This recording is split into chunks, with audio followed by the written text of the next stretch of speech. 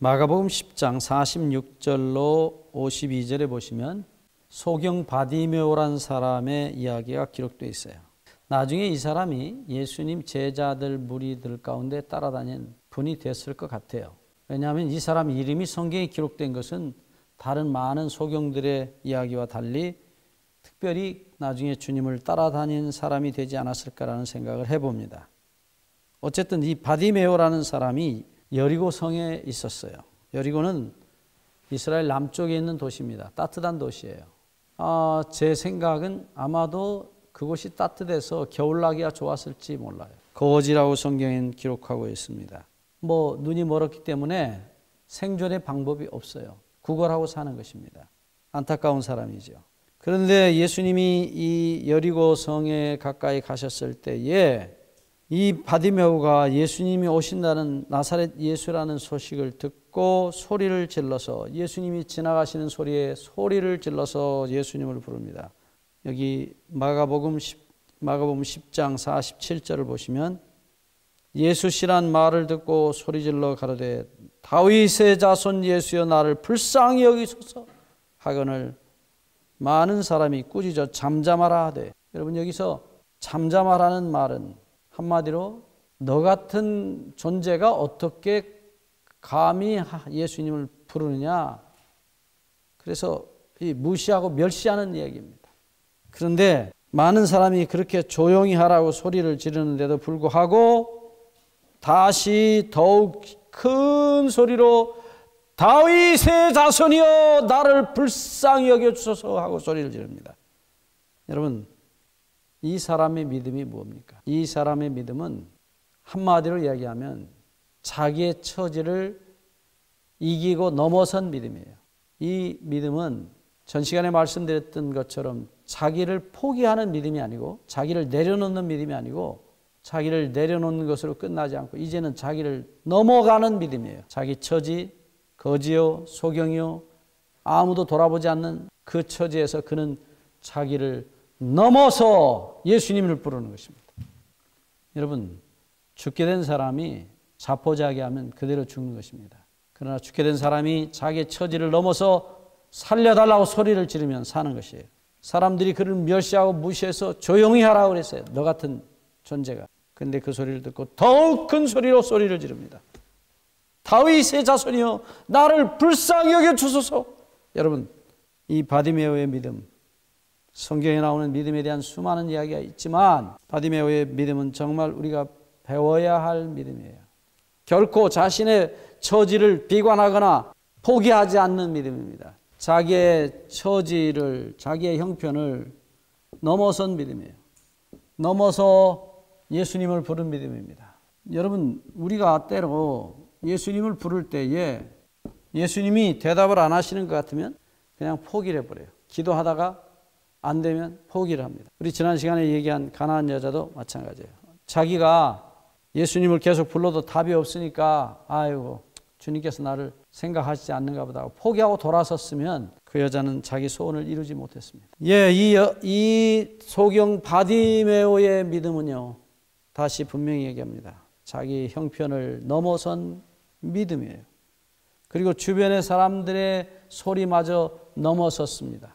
주변의 환경까지도 넘어서는 것입니다. 환경에 절대로 굴복하지 않은 것입니다. 이 바디메오의 믿음은 우리가 정말 본받아야 합니다. 본받아야 합니다. 저도 개인적으로 어떤 기도하다가 안 되면 제가 포기를 해요. 이게 하나님 뜻이 아니구나. 바디메오는 아닙니다. 바디메오는 주님께서 응답하실 때까지 매달리는 믿음이었어요. 더 크게 소리를 지른 것입니다. 여러분, 우리가 하나님께서 우리 기도를 응답하시는 방법이 세 가지라는 것을 기억해야 합니다. 첫째로 응답하시는 방법은 첫 번째입니다. 조건 혹은 응답의 방법, 길. 절대로 포기하지 않는 사람, 그렇게 하나님께 간절히 매달릴 때 즉시 응답하십니다. 이 즉시 응답하시는 경우는 어느 때인가 하면은 가장 중요한 죄 용서를 위해서 기도할 때는 바로 응답하십니다. 왜냐하면 예수님이 우리를 구원하시고 하늘에 데려가시는 것, 우리를 용서하시는 것이 그분의 가장 큰 소원이기 때문입니다. 그러니까 주님 자신의 소원이기 때문에 바로 응답하세요. 절대로 기다리시지 않습니다. 바로 대답하세요. 두 번째는 시간이 필요한 응답입니다. 시간이 필요한 응답은 그 자녀가, 그 아들이, 그 딸이 지금 그 은혜를 받으면 잘못 사용해서 잘못될 수 있다는 것을 아실 때는 주님께서 시간을 두십니다. 예를 들어서 어린아이가 아빠 내가 오늘 자동차 운전해 볼게. 그러면 아빠가 키 주고 운전하라고 하지 않아요. 언제까지요? 운전할 수 있는 나이가 되고 면허증 딸 때까지요. 마찬가지입니다. 하나님께서 우리 기도를 응답하실 때 반드시 시간이 필요한 응답이 있어요. 그때까지 기다려야 합니다. 기다리지 못하고 앞서가면 반드시 사고가 나는 것입니다. 세 번째, 주시기는 주시는데 물건을 바꿔서 교환해서 물건을 바꿔서 주시는 것입니다. 어린아이가 칼을 달라면 절대로 칼을 주지 않아요. 큰일 납니다. 그래서 장난감으로 바꿔줘요. 그렇게 하나님께서 우리 기도를 응답하실 때 방법이 다를 것뿐이지 반드시 응답하신다는 것입니다. 기도는 100% 응답이 돼요. 우리가 한숨 쉬는 소리 한마디만 듣고도 우리 자식이 저렇게 슬퍼하는 것, 저렇게 안타까워하는 것 내가 해결해 줘야지. 언젠간 반드시 그 기도가 응답이 됩니다. 여기서 우리 지난 시간에 공부했지만은 가장 중요한 조건은 뭐냐? 누가복음 18장 8절 말씀 우리 다시 한번 반복합니다.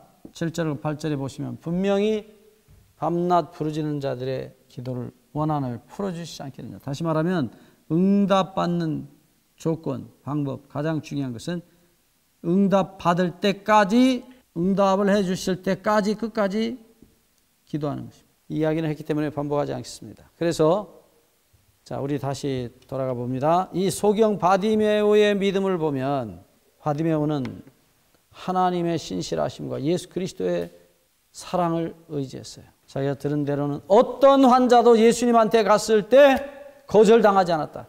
그 마음의 확신이 이 삭개오의 마음 가운데 들어왔을 때 삭개오는 절대로 예수님한테 가면 내가 실망하지 않는다. 예수님이 절대로 나를 치료하실 것이다. 예수님 앞에 갔던 환자들 중에 한 사람도 거절당한 일이 없다. 이 이야기를 그런 마음 가운데 굳게 붙잡고 예수님께로 간 것입니다. 예수님께서 요한복음 6장에서 같은 말씀을 하셨어요. 요한복음 6장 37절 말씀을 보시면 이렇게 말씀합니다. 아버지께서 내게 주시는 자는 다 내게로 올 것이요 내게로 오는 자는 내가 결코 내어 쫓지 아니하리라. 39절 나를 보내신 이의 뜻을 행하려 하며 나를 보내신 이의 뜻은 내게 주신 자 중에 내가 하나도 잃어버리지 아니하고 마지막 날에 다시 살리는 이것이니라. 그렇습니다. 이 마지막 날에 다시 사는 이 믿음은 조건이 무엇입니까? 모든 것을 뒤로 하고 예수님을 따라간 것입니다. 예수님을 끝까지 붙든 것입니다. 그래서 예수님께서 이 요한복음 6장 39절에 내게 주신 자 중에 내가 하나도 잃어버리지 아니할 것이다. 어떻게 믿는다고 표현하셨느냐 하면 계속해서 30절 요한복음 6장 30절에 보시면 내 아버지의 뜻은 아들을 보고 믿는 자마다 영생을 얻는. 여러분 믿는다, 맡긴다는 거예요. 통째로 다 맡긴 사람은 결단코 주님께서 버리지 않으신다.